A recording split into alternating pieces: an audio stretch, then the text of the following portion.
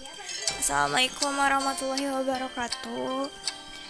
Di sini saya akan menjelaskan materi tentang permainan bola voli. Perkenalkan, nama saya Nadia Nurfaza Fadila dari kelas 12 IPS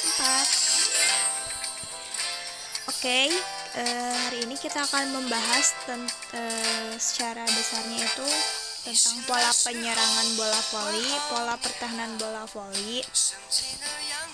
Selanjutnya, kita akan membahas tentang yang pertama, definisi taktik dan strategi. Apa sih taktik dan strategi itu?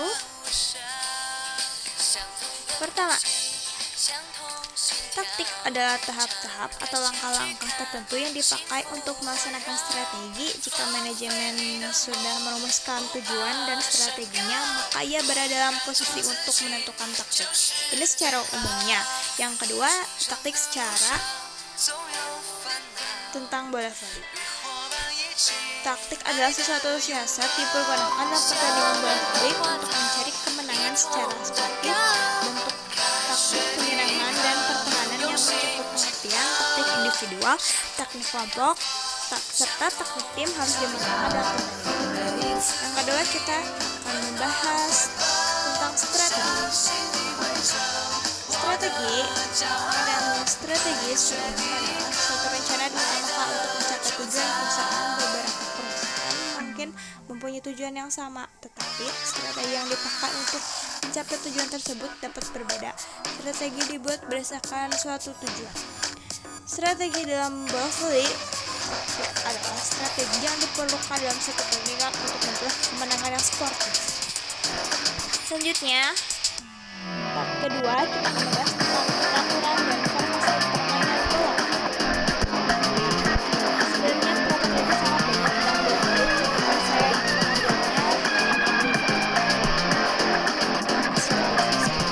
pertama itu sistem tim terdiri dari 6 tim.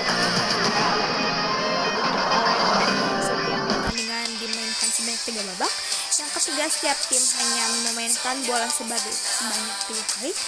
Selanjutnya, setiap tim hanya boleh meminta 1 kali time out pada setiap babak. Yang terakhir, waktu time out diberikan oleh wasit hanya 1 menit. Selanjutnya, formasi yang kedua,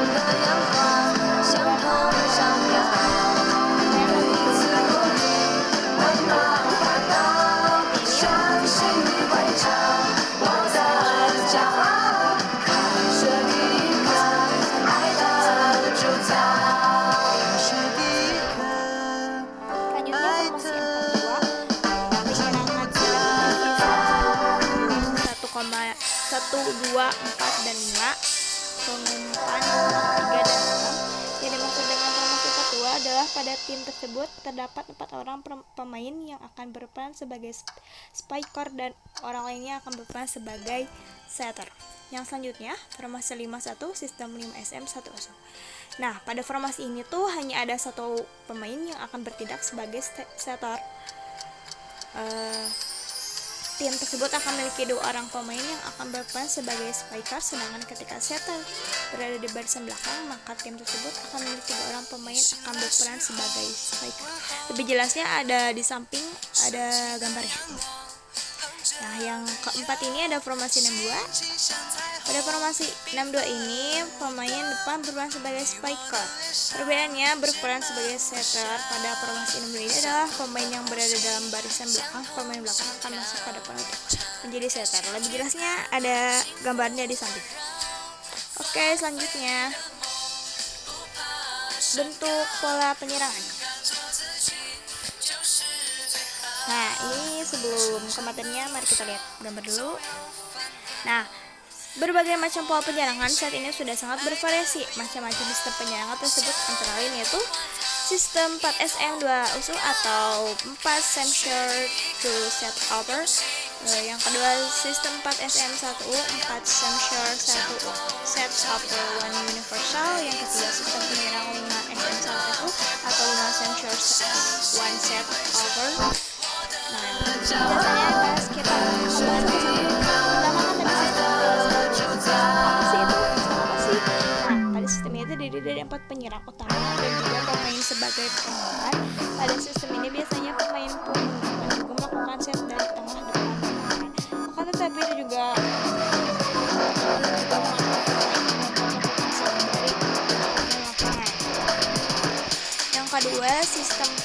1U.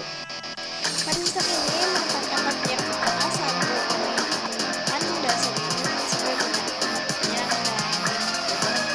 dan serbaguna ini bisa menjadi penyerang juga.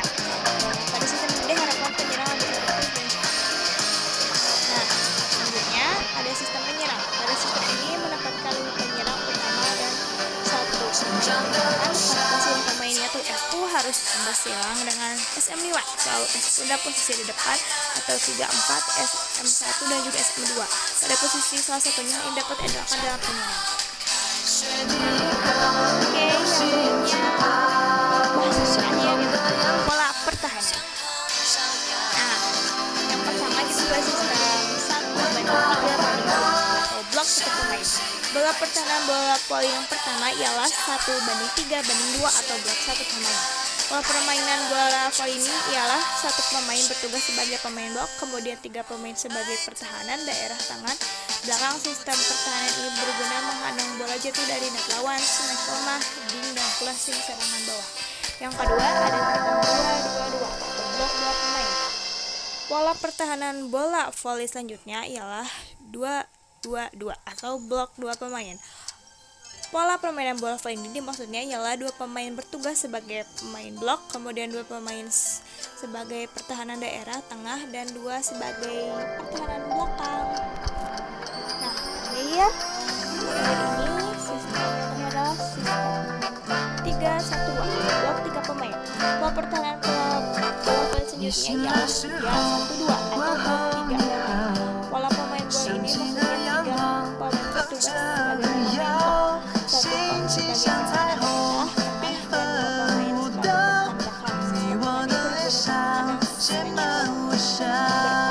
dan 2 pemain sebagai pertahanan belakang. Sistem ini berguna menghadang